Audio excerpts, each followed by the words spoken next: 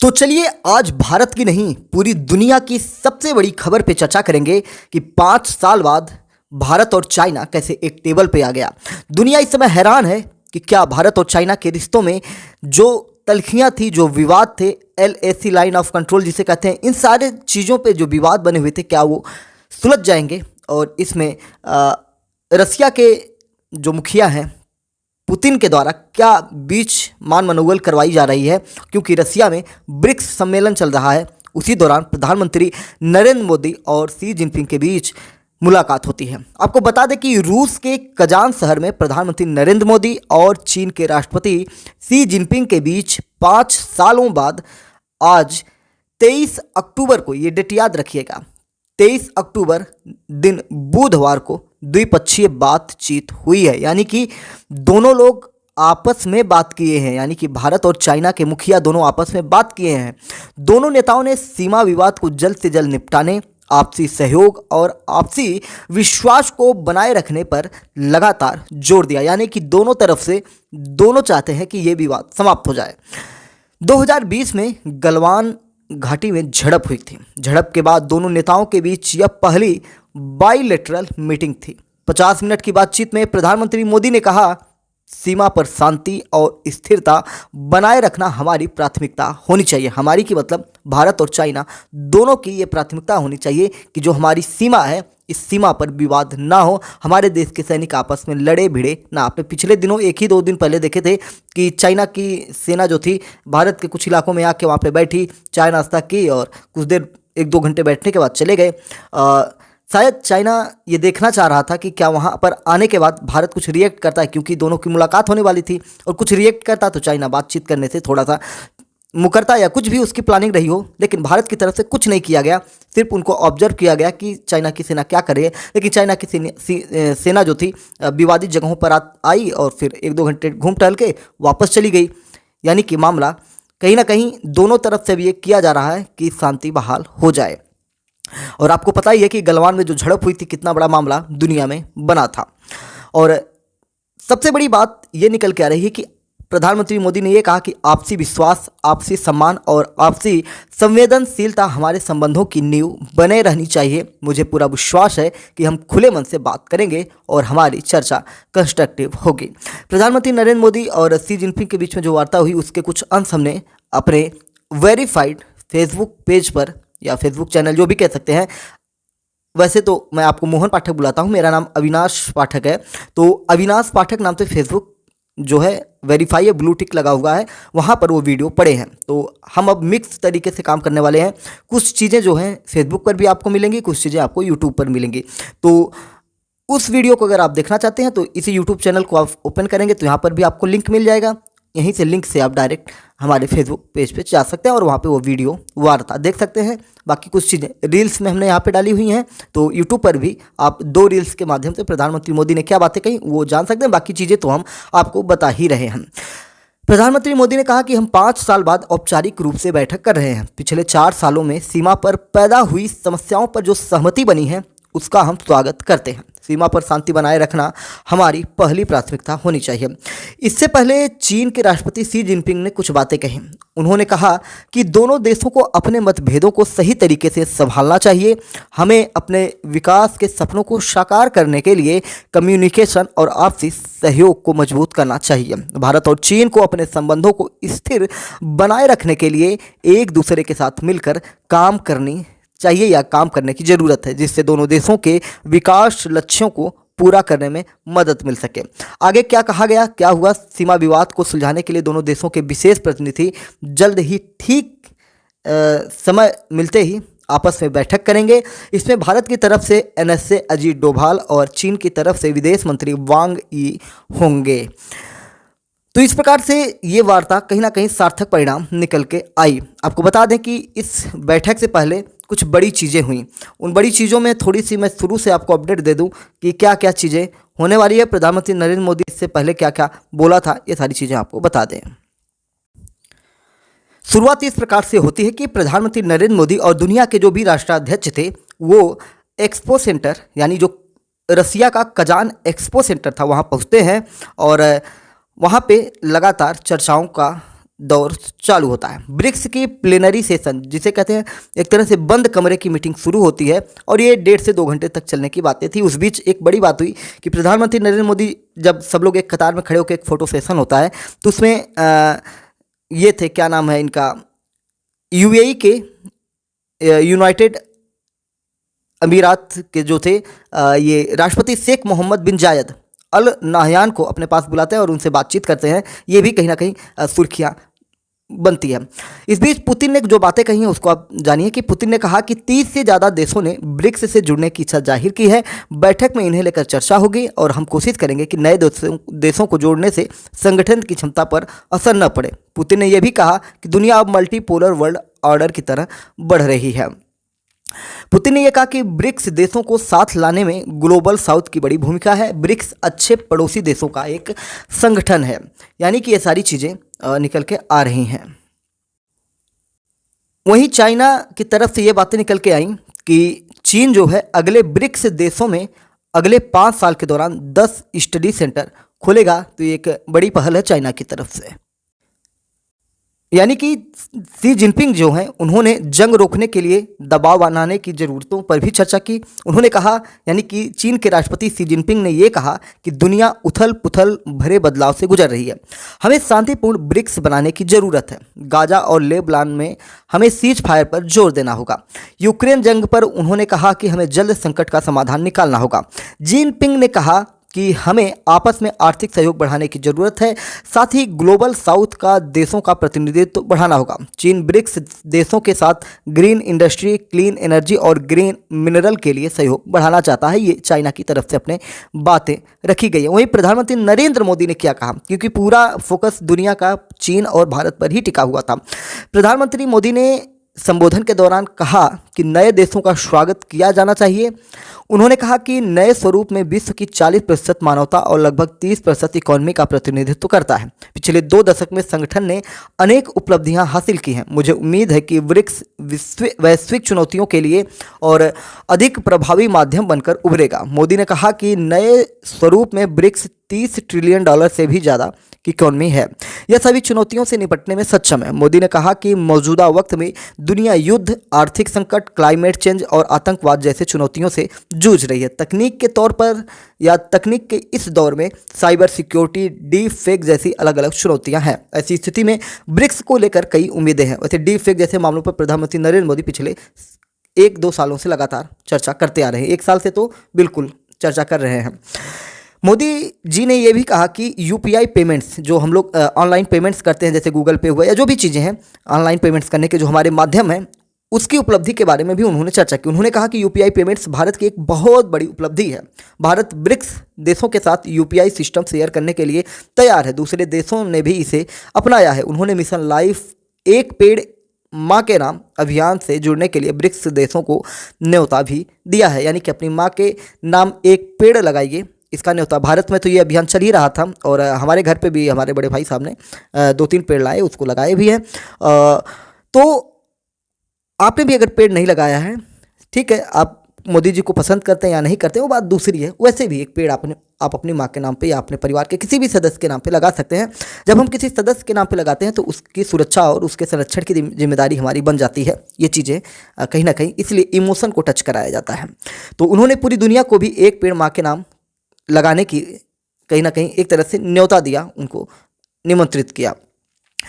प्रधानमंत्री नरेंद्र मोदी ने कुछ और बातें बोली। उन्होंने कहा कि नए स्वरूप में ब्रिक्स $30 ट्रिलियन से भी बड़ी इकोनॉमी है। हमारे आर्थिक सहयोग को बढ़ाने में BRICS business council, BRICS women business alliance की बड़ी भूमिका है। इस साल ब्रिक्स में WTO reforms, trade facilitation, supply chain, e commerce और स्पेशल इकोनॉमिक जोन को लेकर जो सहमति बनी है, उससे हमारे आर्थिक सहयोग को बल मिलेगा। ब्रिक्स के सभी देशों में इंफ्रास्ट्रक्चर के निर्माण पर विशेष बल दिया जा रहा है। भारत में मल्टी मॉडल कनेक्टिविटी को तेज़ी से बढ़ाने के लिए हमने गति शक्ति पोर्टल बनाया है। इससे इंफ्रास्ट्रक्चर विकास के लिए इंटीग्रेटेड प्लानिंग और इम्प्लीमेंटेशन में मदद मिली है और लॉजिस्टिक कॉस्ट कम हुई है। हमारे अनुभव आप सभी के साथ साझा करने में हमें खुशी रहेगी। फिर उसके बाद प्रधानमंत्री मोदी और चीन के राष्ट्रपति जिनपिंग के बीच 5 साल बाद द्विपक्षीय बातचीत खत्म हुई और यह बातचीत ब्रिक्स की मीटिंग से अलग हुई है। दोनों नेताओं के बीच करीब 50 मिनट तक जो बातें हुई हैं वो एक तरह से कहा जाए तो एक अलग अकेले कमरे में हुई है। उनके बीच में क्या बातें हुई हैं वो चीज़ें हमने थोड़ी थोड़ी आपको बता दी हैं। बाकी और भी क्या डिटेल बातें हुई होंगी वो तो हमको जब ब्रीफ मतलब जब भारत सरकार के द्वारा और भी बातें बताई जाएंगी तो वो सारी चीज़ें हमको पता चलेगा। मोदी जी ने कुछ और चीज़ों पर बात की, जैसे मोदी जिनपिंग की बातचीत के बाद भारत के विदेश सचिव विक्रम मिस्त्री ने मीडिया ब्रीफिंग में बताया कि दोनों नेताओं की 5 साल बाद जो बातचीत हुई है, दोनों देशों के नेताओं ने वास्तविक नियंत्रण रेखा, जिसे हम लाइन ऑफ कंट्रोल कह सकते हैं या LAC कहते हैं, पर पेट्रोलिंग समझौते का स्वागत किया। यानी कि जिसकी चर्चा मैं सुबह से ही कर रहा था कि LAC पर बात होगी और LAC का विवाद खत्म किया जाएगा, तो वास्तविक जो चर्चाएं हैं, नियंत्रण रेखा जो है हमारी LAC है, लाइन ऑफ कंट्रोल जिसे कह सकते हैं, तो उसके जो पेट्रोलिंग समझौते हैं उस पर स्वागत किया जाए। इसमें क्या होने वाला है, मुझे जहाँ तक लग रहा है कि जो पहले की स्थितियाँ थी, जो चाइना जितने पीछे जाके पेट्रोलिंग करता था और भारत जितने पीछे से पेट्रोलिंग करता था, यानी कि पूर्व वाली स्थिति को लाई जाएगी। और भारत इसी पर अड़ा भी था कि जो हमारी पूर्व की स्थिति है, जब तक उस पर चाइना नहीं आता है तब तक हम इस पर कोई बातचीत नहीं करेंगे, और इसीलिए 5 साल बीत गए। विदेश सचिव ने यह भी कहा कि दोनों देशों के बीच मुद्दों को सुलझाने के लिए स्पेशल रिप्रेजेंटेटिव नियुक्त किए गए हैं। भारत की तरफ से NSA अजीत डोभाल जी हैं और चीन की तरफ से विदेश मंत्री वांग यी होंगे। ये दोनों लोग जल्द ही औपचारिक अपनी बैठक करेंगे। बाकी सब क्या होगा ये सारी चीज़ें भविष्य तय करेगा। अब आपको हम डिटेल में समझाएंगे भारत चीन पेट्रोलिंग एग्रीमेंट क्या था, उसके बारे में अब हम आपको डिटेल में समझाएंगे। जो छात्र हैं वो बड़े ध्यान से सुने और जो हमारे देश के नागरिक हैं वो समझना चाहते हैं कि क्या स्थितियाँ परिस्थितियाँ रही हैं, अब वो चीज़ें आपको स्पष्ट करेंगे, तो ज़रा ध्यान से सुनिएगा। प्रधानमंत्री नरेंद्र मोदी की ब्रिक्स समिट में शिरकत से पहले भारत और चीन के बीच बड़ा समझौता हुआ है। दोनों देश line of actual control LAC, फिर से समझिएगा, LAC को लाइन ऑफ कंट्रोल जिसको मैं कह दे रहा था, उसको आप समझिए कि उसका पूरा नाम क्या है, line of actual control. Line of actual control पर पेट्रोलिंग के लिए सहमति बन गई। इससे पूर्वी लद्दाख में दोनों देशों के बीच सीमा विवाद सुलझ सकता है और टकराव में कमी आएगी। भारत ने चीन के साथ सामान्य संबंध बनाने के लिए यह शर्त रखी थी कि चीन की पीपुल्स लिबरेशन आर्मी को उन इलाकों से हटना होगा जहां उसने 4.5 साल पहले अतिक्रमण किया था। विदेश मंत्री S जयशंकर ने यह भी कहा कि भारत और चीन में सीमा पर पेट्रोलिंग सिस्टम को लेकर समझौता हुआ है और इसी के बाद से दुनिया में सुर्खियां बनी थी, क्योंकि जब विदेश मंत्री S जयशंकर की बातें निकली उनकी जुबान से तो ये सुर्खियां बनना लाजमी था। इससे मई 2020 में या 20 से पहले की स्थिति वापस आ जाएगी, यानी कि 2020 से पहले जो स्थितियां थी वो वापस आ जाएंगी। जैसा कि मैं आपसे बता रहा था कि भारत पहले से ही कह रहा है कि जो पूर्व की स्थिति है जब तक उस पर आप नहीं आएंगे तब तक हम आपसे बातचीत नहीं करेंगे। NDTV वर्ल्ड समिट में जब S जयशंकर से सवाल पूछा गया, बातचीत जब हो रही थी वहाँ पे, तो उसमें इन्होंने कहा कि यह एक सकारात्मक और अच्छा घटनाक्रम है। यह बहुत धैर्य और बहुत दृढ़ कूटनीति का नतीजा है। हम सितंबर 2020 से बातचीत कर रहे हैं। उस समय मॉस्को में चीन के विदेश मंत्री वांग यी से मुलाकात के बाद मुझे लगा था कि हम शांति की तरफ बढ़ रहे हैं और 2020 से पहले की स्थिति में वापस आ सकेंगे। इससे पहले भारत के विदेश सचिव विक्रम मिस्री ने जो बातें बताई थी वो चीज़ें हमने आपको बताई कि जो पेट्रोलिंग के नए सिस्टम है उस पर सहमतियाँ बनी है। देपसांग प्लेन डैम चौक में सैनिकों को पेट्रोलिंग पॉइंट्स पर जाने की इजाज़त अभी नहीं है। यहाँ सेनाएं अभी मौजूद हैं। पेट्रोलिंग का नया सिस्टम इन्हीं पॉइंट से संबंधित है। इससे गलवान जैसे टकराव को भी टाला जा सकता है। 2020 में गलवान में क्या हुआ था, चीन भारत की सेना में जो टकराव हुआ था उसकी भी चर्चा थोड़ी सी हम कर लेंगे, लेकिन थोड़ी सी आपको बातें बताएं तो भारत, POK और चीन, भारत का सबसे बड़ा मुद्दा यही है। जैसे पाक ऑक्युपाइड कश्मीर है, चीन द्वारा जो चीज़ें कब्जा की गई हैं और पाकिस्तान और चीन कहीं ना कहीं मिल के काम करते हैं, तो जिससे भारत की स्थितियाँ थोड़ी सी एक तरह से कहा जाए तो भारत दोनों को एक तरह से टारगेट करना पड़ जाता है। अप्रैल 2020 में एक सैन्य अभ्यास के बाद चीनी सेना ने पूर्वी लद्दाख में कम से कम 6 इलाकों में अतिक्रमण किया था, लेकिन 2 साल बाद चीनी PLA 4 स्थानों से पीछे हट गई थी। दौलत बेग ओल्डी और डेम चौक के फ्रिक्शन पॉइंट्स पर गश्त पर सहमति नहीं बनी थी और भारतीय सेना को कई इलाकों में रोका जा रहा था। अब भारत सभी जगहों पर पेट्रोलिंग कर सकेगा। 1 अक्टूबर को भारत के आर्मी चीफ उपेंद्र द्विवेदी ने कहा था कि चीन के साथ भारत के हालात स्थिर हैं, लेकिन ये सामान्य नहीं है, काफ़ी संवेदनशील है। चीन के साथ हमें लड़ना भी है, सहयोग करना है, साथ रहना है और सामना भी करना है और चुनौती भी देनी है। उन्होंने कहा था कि भारत और चीन के बीच अप्रैल से अब तक कमांडर लेवल की 17 बैठकें हुई हैं। इन बैठकों में हमने कई मुद्दों पर चर्चा की है। जिनेवा में विदेश मंत्री ने कहा था कि चीन से विवाद का 75% हल निकल चुका है। विदेश मंत्री जयशंकर ने 17 सितंबर को स्विट्जरलैंड के शहर जिनेवा के एक समिट में ये बातें कही थी कि 75% हल निकल गया। विदेश मंत्री ने यह भी कहा कि सीमा पर बढ़ते सैन्यीकरण का मुद्दा अभी भी गंभीर है। एस जयशंकर ने यह भी कहा कि 2020 में चीन और भारत के बीच गलवान में हुई झड़प ने दोनों देशों के रिश्तों को बुरी तरह से प्रभावित किया। सीमा पर हिंसा होने के बाद कोई यह नहीं कह सकता कि बाकी रिश्ते इससे प्रभावित नहीं होंगे। हालांकि 25 सितंबर को न्यूयॉर्क में एशिया सोसाइटी पॉलिसी इंस्टीट्यूट में उन्होंने 75% विवाद हल होने वाले अपने बयान को लेकर सफाई भी दी थी। उन्होंने कहा कि मैंने यह बात सिर्फ सैनिकों के पीछे हटने के संदर्भ में कही थी। सितंबर की शुरुआत में विदेश मंत्रालय ने भारत चीन रिश्तों के मौजूदा हालात को लेकर अपडेट दिया था। उन्होंने कहा था कि बातचीत जारी रखने और working mechanism for consultation and coordination बैठकों के माध्यम से तनाव को सुलझाने की कोशिशें जारी हैं। विदेश मंत्रालय के प्रवक्ता रणधीर जायसवाल ने कहा था कि विदेश मंत्री एस जयशंकर कई फोरम में लगातार चीन के साथ संबंधों पर चर्चा कर चुके हैं। 15 जून 2020 को चीन के ईस्टर्न लद्दाख के सीमावर्ती इलाकों में एक्सरसाइज के बहाने सैनिकों को जमा किया था। इसके बाद कई जगहों पर घुसपैठ की थी। भारत सरकार ने भी इस इलाके में चीन के बराबर संख्या में सैनिक तैनात कर दिए। हालात इतने खराब हो गए कि LAC पर गोलियां तक चली थी।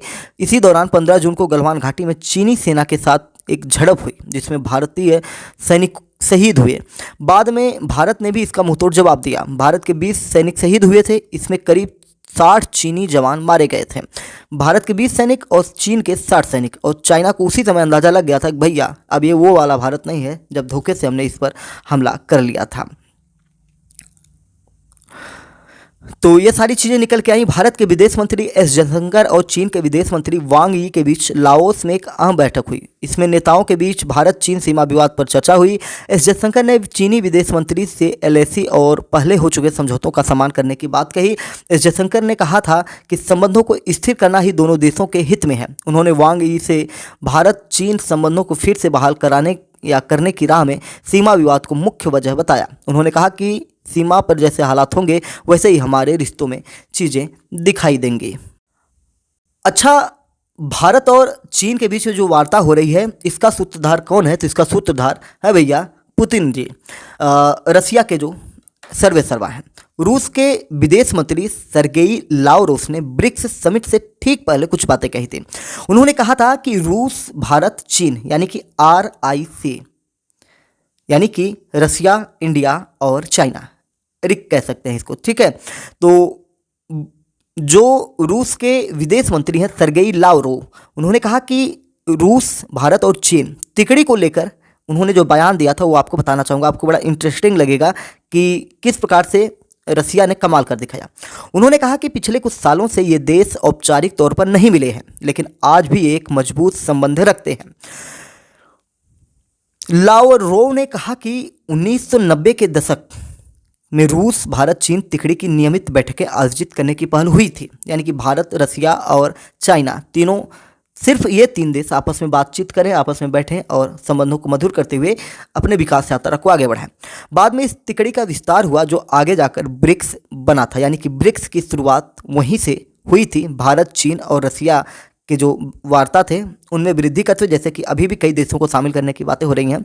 तो उस समय क्या हुआ कि इसमें ब्राज़ील, साउथ अफ्रीका जुड़ गए। 1 जनवरी 2024 को ब्रिक्स में 4 नए मेंबर जिसमें मिस्र, इथियोपिया, ईरान और संयुक्त अरब अमीरात को भी शामिल किया गया। वही संयुक्त UAE के जो राष्ट्रपति थे उनको प्रधानमंत्री मोदी ने आज ही बुलाकर उनसे हाथ मिलाया, उनसे हालचाल लिया। रूसी विदेश मंत्री ने कहा कि ब्रिक्स दुनिया की इकोनॉमी में चल रहे बदलाव का प्रतीक है। उन्होंने कहा कि आज दुनिया में नए आर्थिक केंद्र विकसित हो रहे हैं। इससे दुनिया पर फाइनेंशियल असर भी पड़ रहा है। ब्रिक्स अपने सदस्य देशों की ज़रूरतों को ध्यान में रखता है। दूसरे देश भी इसका सदस्य बनना चाहते हैं। यह एक ऐसा ग्रुप है जिसमें न तो एक देश आगे है और न ही दूसरों के पीछे है। लावरोव ने यह भी स्पष्ट किया कि ब्रिक्स का मकसद किसी से संघर्ष करना नहीं है। इसमें पश्चिमी देश शामिल नहीं है। इसका मतलब यह है कि हम उनके विरोधी हैं। ब्रिक्स का मकसद अपनी जियोग्राफी, साझा इतिहास और आसपास होने का लाभ उठाना है। ब्रिक्स की कई बैठकें हो चुकी हैं। आपको कुछ बैठकों के बारे में बता दें तो 16 जून 2009 को रूस में हुआ था, जो तब उस समय एकातेरिनबर्ग में हुआ था। 15 अप्रैल 2010 को ब्राज़ील में हुआ था, ब्राज़ील की ब्रासिलिया शहर में हुआ था। वहीं 14 अप्रैल 2011 को चाइना में हुआ था, चाइना के सान्या में। 29 मार्च 2012 को नई दिल्ली भारत में हुआ था। फिर 26 से 27 मार्च 2013 को डरबन साउथ अफ्रीका में हुआ था। 14-17 जुलाई के बीच में 2014 में फोर्टालेजा ब्राज़ील में हुआ था। वहीं 8-9 जुलाई के बीच में 2015 में रूस में फिर से हुआ, यूफा में। 15-16 अक्टूबर 2016 को गोवा भारत में हुआ था। वहीं 3 से 5 सितंबर 2017 के बीच में जियामेन चाइना में हुआ था। वहीं 25 से 27 जुलाई 2018 में साउथ अफ्रीका के जोहान्सबर्ग में हुआ था। 13-14 नवंबर 2019 को ब्राज़ील के ब्रासिलिया में हुआ। 17 नवंबर 2020 को रूस के कोविड की वजह से वीडियो कॉन्फ्रेंसिंग के जरिए ये हुई थी। 2020 में आपको पता है कि कोरोना चल रहा था। फिर उसके बाद 9 सितंबर 2021 को, उस समय में भी कोविड चल रहा था, तो भारत में ही हुआ, लेकिन वीडियो कॉन्फ्रेंसिंग के माध्यम से हुआ। सभी राष्ट्राध्यक्ष अपने अपने देश से ही चर्चा कर रहे थे। फिर वीडियो कॉन्फ्रेंसिंग के माध्यम से ही 23 जून 2022 का जो ब्रिक्स सम्मेलन था, चाइना के माध्यम से आयोजित किया गया। फिर साउथ अफ्रीका ने 22 से 24 अगस्त 2023 के बीच में जोहान्सबर्ग में आयोजित किया। यहाँ पे सब लोग पहुँचे थे। फिर उसके बाद आज वाला था 22 से 24 अक्टूबर 2024 में कजान शहर रसिया में हो रहा है। ब्रिक्स कितना ताकतवर है, ब्रिक्स के बारे में भी थोड़ा जान लीजिए। ब्रिक्स क्या है। एमपीएस हिंदी पर आप सुन रहे हैं तो आपको सारी चीज़ें डिटेल में मिल जाएंगी। और हमने आपसे वादा ही किया था कि आज का वीडियो बहुत ही खास होने वाला है। RIC जो अभी हमने चर्चा किया, रूस, इंडिया और चीन, 1990 के दशक में ये तीनों देश मिलकर एक संगठन बनाते हैं। इस संगठन का नेतृत्व रूसी नेता येवगेनी प्रिमाकोव ने किया था। तीनों देशों के साथ आने का मकसद दुनिया की फॉरेन पॉलिसी में अमेरिका के दबदबे को चुनौती देना था और साथ ही अपने संबंधों को नए सिरे से खड़ा करना था। ब्रिक्स यानी ब्राज़ील, रूस, इंडिया और चीन 2001 में इन्वेस्टमेंट बैंक गोल्डमैन सैक्स ने इन चारों देशों को इकोनॉमी के लिहाज से दुनिया की सबसे तेज बढ़ती अर्थव्यवस्था बताया था। इसके बाद 2009 में इन देशों ने साथ आकर संगठन बनाया, जिससे ब्रिक्स नाम दिया गया।